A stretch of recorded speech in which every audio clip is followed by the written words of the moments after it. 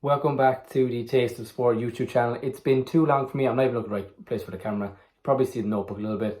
Anyway, we're here to talk finally about the Patriots draft class of 2023. All the picks they had. Not going through all of them. I kind of picked 5 of them that I wanted to dive into more deeply. The ones I thought were the most important and would be the most impactful. I think it's 5. 1, 2, 3. Maybe it's 4. Let's go double check. You're going to see the page turn. Whoa. Yeah, I think we're in the newspaper. Yeah, 4. Never mind. Anyway. Want to give us a break anyway. We're going to talk about how I think Kayshon Boutte is the biggest steal of the draft, but could also be the biggest bust of the draft. I think he is the most polarizing pick out of every 32 teams picks out of every single round is Kayshon Boutte. But we're going to get into that.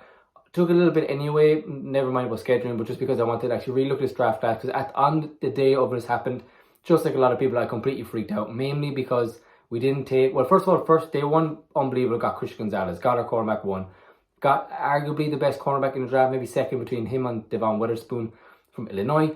But you were like, we've actually went up, we traded back with the Steelers. We ended up taking Broderick Jones in the end, and you got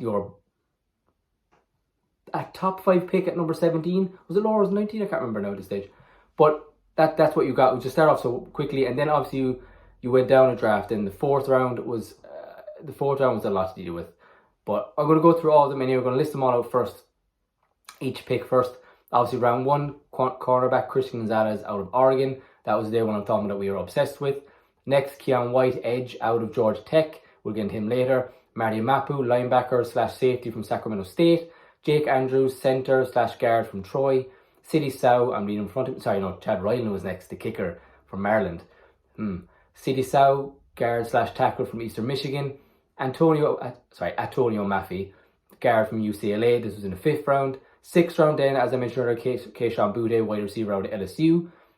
we had 3 picks in 6? 4 picks in 6. Next was punter Bryce Barringer from Michigan State.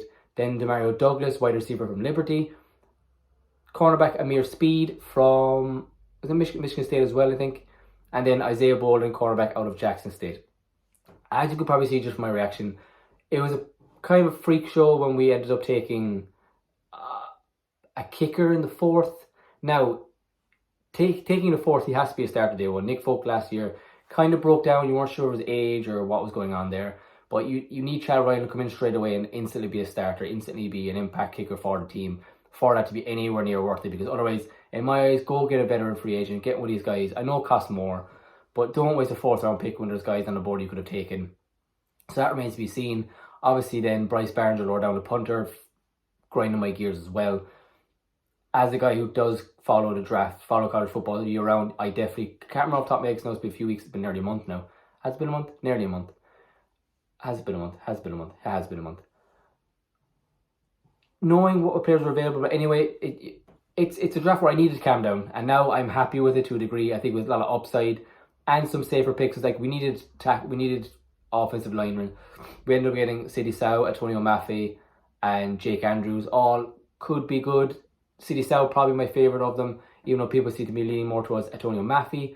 But I'm looking more at my guy City Sow from Eastern Michigan. So first off, I'm going to dive into Christian Gonzalez. Looking at stats from 2022, 39 receptions out of 64 targets allowed, just 495 yards, 3 touchdowns, allowed 4 receptions, 6 pass breakups, and 2 penalties. He's pretty much an outside corner, but can work on the inside. Last year was by far his most productive year turnover-wise. He's 6'1", 197 pounds, very fluid for his size. I'm going to read my notes off like I usually do first. Can get outworked at the point of contact with the ball, needs to be more aggressive. He tracks wide receivers very well in man coverage, athletic and has good awareness and instinct with the ball. He ended up with a 4.38 40-yard dash, and as I said, definitely not slow. He comes in instantly as a wide receiver 1, not Jonathan Jones, not Marcus Jones. Marcus Jones is now looking to be purely a slot guy. You need to use his versatility, even though he did well in man last year on big name guys.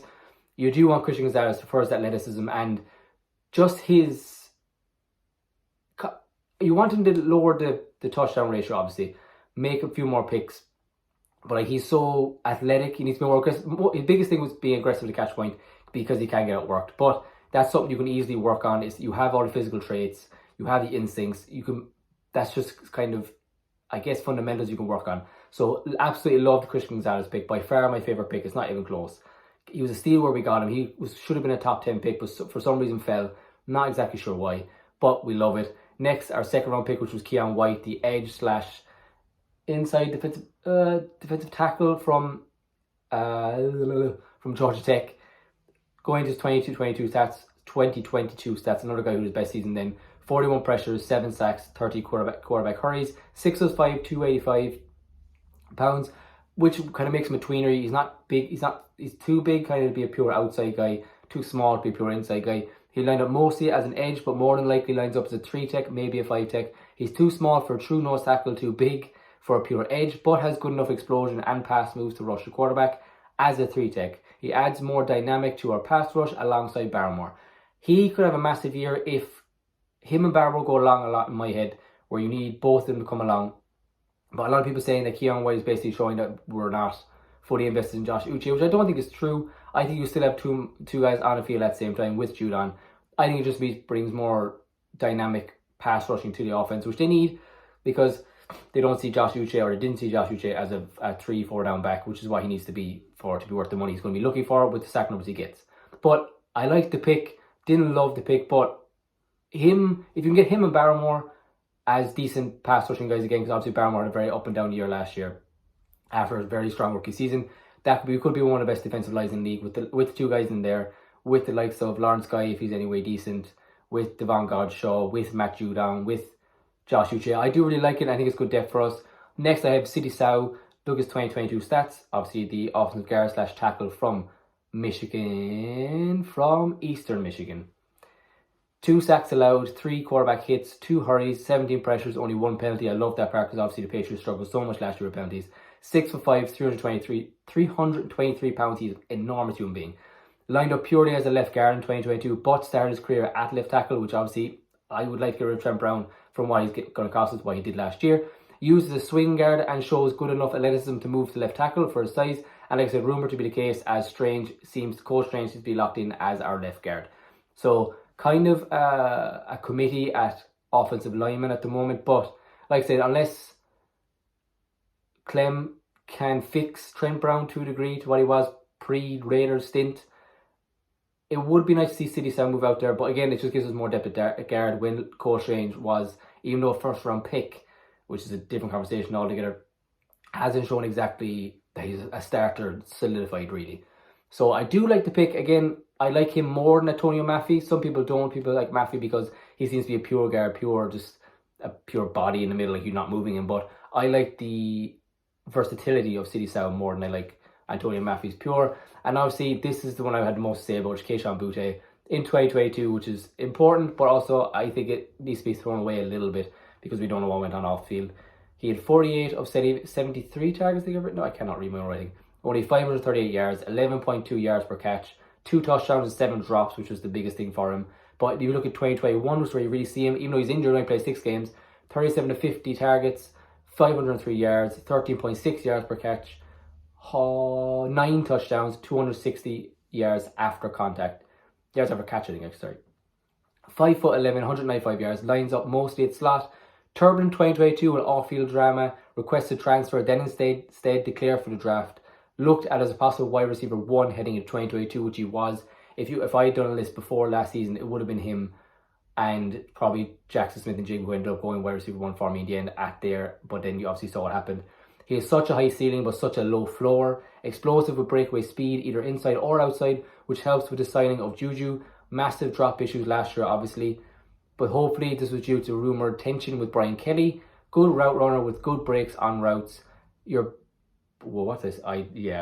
This is the big statement I get from the Kayshon Boutte thing, which kind of, for me, defines what he's going to be going forward. I wrote, banking really on a Randy Moss-like attitude readjustment and fully healed ankle. There was a rumoured ankle injury last season, and obviously with his off-field things where apparently he wasn't liked, and apparently he wasn't really... We don't really know what happened with Brian Kelly's first year in there. It was a lot of turbulence, but it's just his ceiling. Like I said, he has a Randy Moss type ceiling to a degree. That's probably a big thing to say, but I think I'm more so going off the attitude adjustment that Randy Moss had coming over from, I think it was the Raiders at the time, where he went from the guy who was causing trouble, who, like a Corey Dillon, even when he came from the Bengals, like Bill fixed their attitude, which obviously led to Randy Moss being the greatest, he's one of the greatest anyway, but having the best year for wide receiver in history, 22 touchdowns with Tom Brady back in the day. Like, that's what you're looking for, that kind of turnaround. Obviously, you're not looking, oh my God, Kayshon Boutte to be a Hall of Famer. You don't know what he's going to be. He's still only like 21, 22. But it's the adjustment of attitude and what you could fix in him, I guess, because he has so much talent, so much promise going forward that that's excuse me, that's why I think he could be the biggest steal, because he's talent-wise, he could be a top 10 pick. But like risk-wise, he could be an undrafted free agent. He could be out of the league. He might even make the practice squad. That's what you're kind of dealing with. And that's why Bill either is a perfect one to fix that along with Bill O'Brien, or the worst to fix that along with Bill O'Brien. It's not going to be in between. You're not going to get, you either get his best or you get his worst, I think, with our organization, where he has to fully buy in, or it's just not going to work. But, so yeah, I like the draft. If I was to grade it, I'd probably give it a B-, because I didn't love the later picks, which could turn out, like Demario Douglas I really like as well. But it's mainly banking on Christian Gonzalez and quarterback 1, I really like. But I liked it. Marty Mappy, don't know what he is. So many question marks, but so many high ceilings. So it's interesting going forward what Bill do with this team. Like, the defense looks stacked anyway, and I think this only made it better. So that's my thoughts on the Patriots 2023 draft. Let me know what you think about it. I know the Randy Moss thing, but just think what I said. I said Randy Moss, like, adjustment of attitude, not necessarily he's going to be Randy Moss. Just Kayshon, leave it at that, okay? I'm going to stop talking because I'm going to make this even worse. So thanks for watching, listening, subscribing, liking, and I'll see you guys next time.